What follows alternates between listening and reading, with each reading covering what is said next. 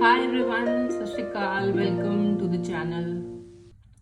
पिछली क्लास में हमने टू को समझने की, टू प्रपोजिशन को समझने की कोशिश की थी। इसमें वी विल डिस्कस फॉर, क्योंकि ये बहुत कंफ्यूजिंग हो जाता है कई बार। टू लगाना है, फॉर लगाना है, तो होता क्या है कि जब हम इंग्लिश बोलते रहते हैं ना, तो ये चीजें नेचुरली आ जाती हैं अपने आप। वो शब्द वो ही निकलते हैं जो करेक्ट होते हैं, यूजुअली यही होता है।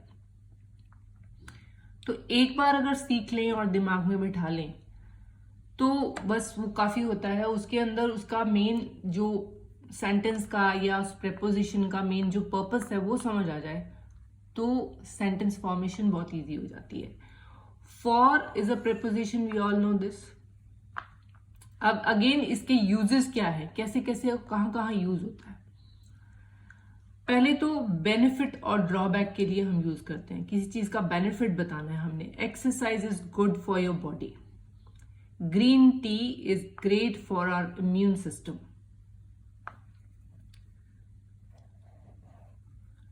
Green tea is great for our immune system. Soft drink is bad for health.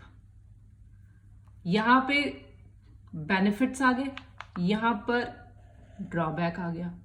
सो किसी चीज का बेनिफिट या ड्रॉबैक बताने के लिए फॉर प्रपोजिशन यूज की जाती है। Please bring a glass of water for Shruti. किसी को हम बोल रहे हैं कि प्लीज पानी का ग्लास लाना श्रुति के लिए। Can you bring a black pen for Riya. Will you go for a walk with me. अब हर तीनों सेंटेंसेस के अंदर एक पर्पस है कि कोई कारण है जिसकी वजह से ये बात बोली जा रही है।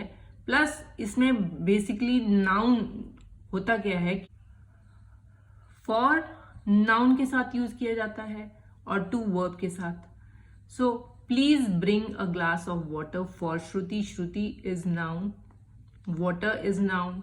Can you bring a black pen, black pen Riya, black pen for Riya. Will you go for a walk with मी।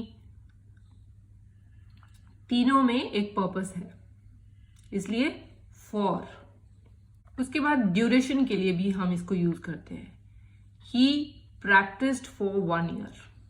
जब टाइम का बात आ जाती है कि कितने देर तक उसने ये काम किया, कितनी देर तक वो यहाँ पे रहते थे, कितनी देर तक उसने उसकी वेट की, ये सब चीजें जो बोलते हैं ना, ही प्रैक्टिस्ड फॉर 1 ईयर और she weighted for 1 year, you know.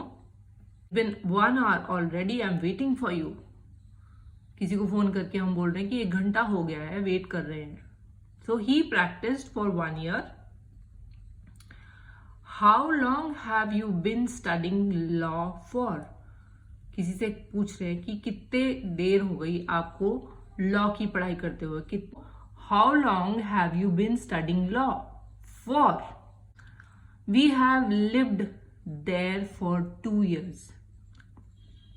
किसी जगह के बारे में अगर बात हो रही है तो उनको हम बता रहे हैं कि we have lived there for 2 years. अब तीनों में for यूज हुआ है ड्यूरेशन बताने के लिए। उसके बाद नेक्स्ट, हेल्प अगर किसी की करनी है तो भी for इस्तेमाल होता है। I cooked food for my uncle. Uncle की हेल्प करने के लिए खाना बनाया, तो I cooked food for my uncle. I need to collect medicine for my दादी और for my grandmother, for my grandfather. Hey, can you grab coffee mug from the table for me? कि coffee का मग वो table पे छोड़ दिया है और आप इधर काम कर रहे हैं, तो आपके साथ में जो है उनसे बोलेंगे, hey, can you grab coffee mug from that table for me? For me. अब यहाँ पे भी for यूज हुआ है।